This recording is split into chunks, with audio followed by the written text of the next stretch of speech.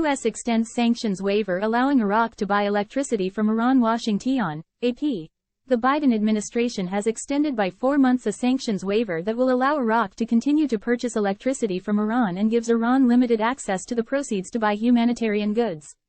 Secretary of State Antony Blinken signed the 120-day waiver extension and it was transmitted to Congress on Tuesday, U.S. officials said. The move is likely to draw criticism from Iran hawks on Capitol Hill and elsewhere who believe the extension will reward Iran at a time when it is coming under increasing pressure to end its support for proxy groups, including Hamas, that are destabilizing the Middle East. There is roughly $10 billion in Iraqi payments for Iranian electricity currently being held in escrow accounts in Iraq, and the waiver will allow Baghdad to maintain its energy imports without fear of U.S. penalties for violating sanctions on Iran. Time equals 400 ms, greater than. It will also keep in place a provision, included in the last 120-day waiver, under which portions of the electricity proceeds can be transferred to accounts in Oman and then converted to euros or other widely traded currencies for Iran to buy non-sanctioned products.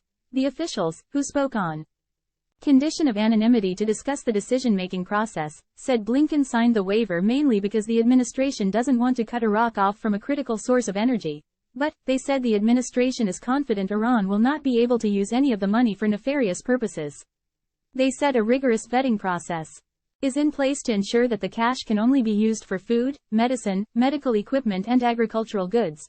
United States Secretary of State Antony Blinken sits during a trilateral meeting with Japanese Foreign Minister Kamikawa Yoko and South Korean Foreign Minister Park Jin at the APEC Summit, Tuesday, November 14, 2023, in San Francisco. AP photo, Eric Risberg. Blinken visited Baghdad on November 5 and met with Iraqi Prime Minister Mohammed Shia al-Sudani during the course of a Middle East trip focused on the Israel-Hamas war and efforts to prevent it from spreading into a broader regional conflict. The officials added that only a small amount of the money held in Iraq had been transferred to Oman during the past 120 days and that none of the money now held in Omani banks had yet been spent.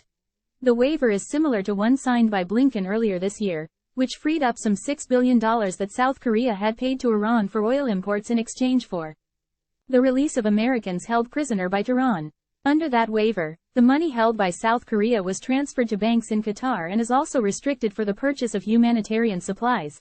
However, Iran hawks point out that the waivers can allow Iran to free up domestic revenue it would have otherwise spent on humanitarian goods to fund proxies like Hamas, Lebanon's Hezbollah and the Houthis in Yemen. U.S. Secretary of State Antony Blinken returns to Baghdad International Airport from the international zone via helicopter after meeting Iraqi Prime Minister Mohammed Shia al-Sudani at Baghdad International Airport in Baghdad, Iraq, Sunday, November 5, 2023. Blinken flew to Baghdad for talks with Iraqi Prime Mohammed Shia al-Sudani as American forces in the region face a surge of attacks by Iranian allied militias in Iraq and elsewhere.